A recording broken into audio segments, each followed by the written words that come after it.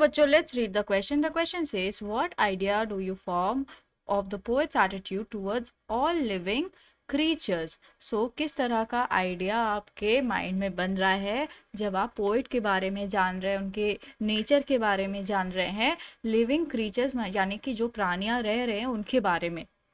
सो क्या की पॉइंट्स हम ध्यान में रखेंगे इस क्वेश्चन का आंसर लिखते वक्त. सबसे पहला बात, the poet seems to be an environmentalist with compassion for all living things. जो पोएट है वो बहुत ज़्यादा केयर कर रहे हैं सारे प्राणियों के लिए और वो बहुत पर्यावरणविद है.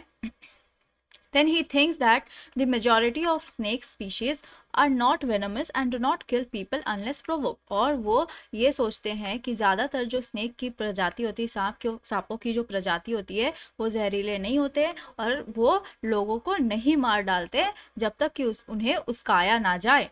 सो अब हम आंसर क्या लिखेंगे इन की पॉइंट्स को ध्यान में रखते हुए. सो The poet seems to be an environmentalist with compassion for all living things. जो सारे प्राणी है उनके लिए बहुत केयर कर रहे हैं कवि और वो एक तरह से पर्यावरणविद है. He appears to be aware of the need to protect the diversity of creatures to maintain balance in the environment. और जो हमारी प्रकृति है उसमें जो एक तरह का संतुलन है उसे बनाए रखने के लिए हमें सारे जीवों को, जो तरह तरह के जीवे हैं, उन्हें प्रोटेक्ट करके, उन्हें बचा करके रखना चाहिए हमेशा. Then additionally he thinks that the majority of snake species are not venomous and do not kill people unless provoked. और साथ ही साथ वो ये भी सोच रहे हैं कि जो ज़्यादातर प्रजाति होती है सांपों की वो जहरीली नहीं होती है और वो लोगों को नहीं मारती जब तक उन्हें उसकाया ना जाए. Let's frame the answer now.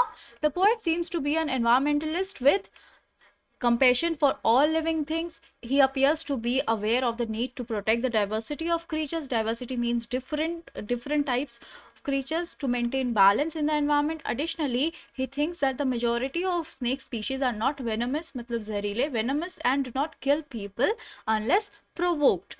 I hope you understood it well. Thank you. Best of luck.